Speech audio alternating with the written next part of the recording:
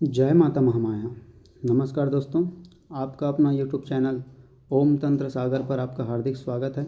माता महामाया की कृपा से, माता महामाया की अनुकंपा से आप सभी के घर में खुशी मंगल सदैव बनी रहे। दोस्तों, आज मैं अपने यूट्यूब चैनल के माध्यम से आप लोगों को चापन नाम मोहिनी मंत्र देने जा रहा हूँ। यह चापन मोहिनी मंत्र है और बहुत ही उग्र मोहिनी मंत्र है। इसको आप मोहिनी मंत्र के रूप में भी उपयोग कर सकते हैं और वशीकरण के रूप में भी उपयोग कर सकते हैं।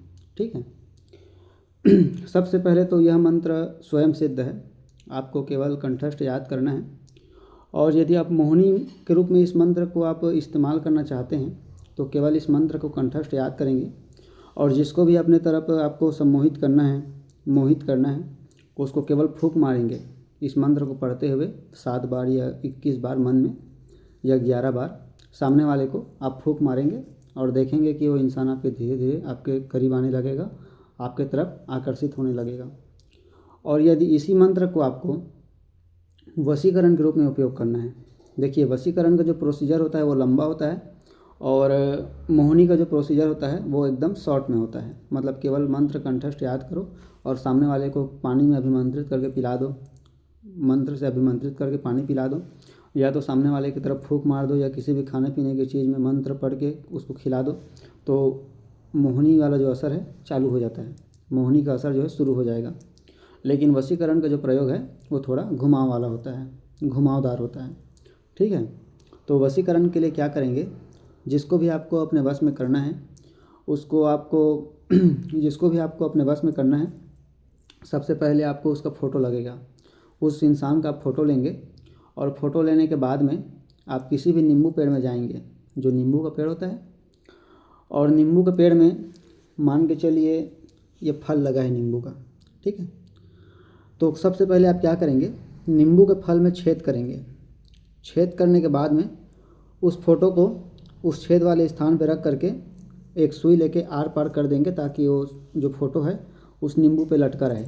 ठीक है। और इस क्रिया को जब आप करेंगे तो आपको जो मैं मंत्र बताऊंगा उस मंत्र को पढ़ते हुए करेंगे। ठीक है।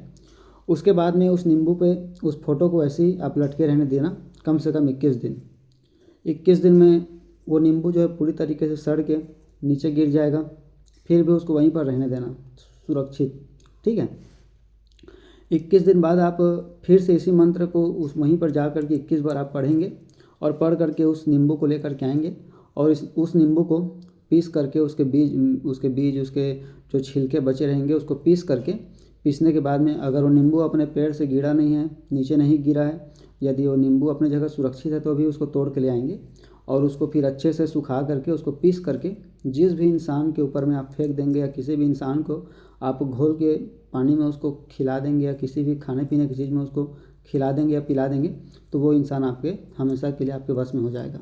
ठीक है। यह चापन नाम मोहिनी वशीकरण मंत्र है और एकदम परफेक्ट तरीके से, बहुत ही अच्छे तरीके से कार्य करता है। आप लोग लेकिन कभी भी ऐसे मंत्रों का आप उपयोग करेंगे तो धर्म के काम में, अच्छे काम में ही उपयोग करेंगे और किसी भी योग्य गुरु से दीक्षित होकर के जो भी मैं आपको लोग को मंत्र बताता हूँ किसी गुरु के देख रेख में ही करेंगे। ठीक है। तो मंत्र इस प्रकार है, मंत्र को लिख लीजिएगा। माटी के पोटली नरियर के खोटली, आपन मारे चापन मारे काकर मारे टोनी टोन्हा, पंगन्हा के मारे मोर गुरु के मारे, महादेव पार्वती के मारे से फलाना फलानी मोर बर वज्रकस मुहाजा। ठीक है। तो मंत्र इस प्रकार है, मंत्र को आप लोग लिख लीजिएगा।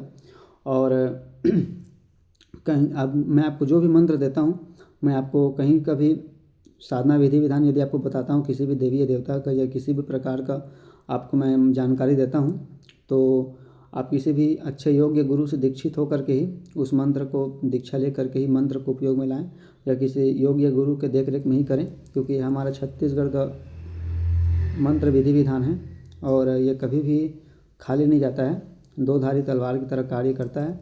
यदि आप मंत्र विधि विधान ठीक से नहीं करेंगे, यदि आप किसी गुरु के देख रेख में नहीं करेंगे तो बाद में ये आपके लिए भी घातक हो सकता है। तो इसीलिए हमेशा सोच समझ के अपने विवेक से ही करें। केवल आपको जानकारी के लिए ही बताता हूँ कि हमारे पुराने बुजुर्ग, जो हमारे पुराने बुजुर्ग परंपरा के अंतर्गत जो भी कार्य किए जाते थे, जो हमारे पुराने बुजुर्ग लोग, तो केवल आपको मैं जानकारी के लिए ही बताता हूँ। अगर आप ट्राई करते हैं, यदि आप किसी भी प्रकार से इसका गलत उपयोग करते हैं, और यदि आपको इसका दंड मिलता है तो इसकी जवाबदारी आप ही की होगी। ठीक है, तो आज के लिए जानकारी इतनी ही थी। आगे चल की वीडियो में आपको और बहुत अच्छी जानकारी दी जाएगी। जय माता महामाया।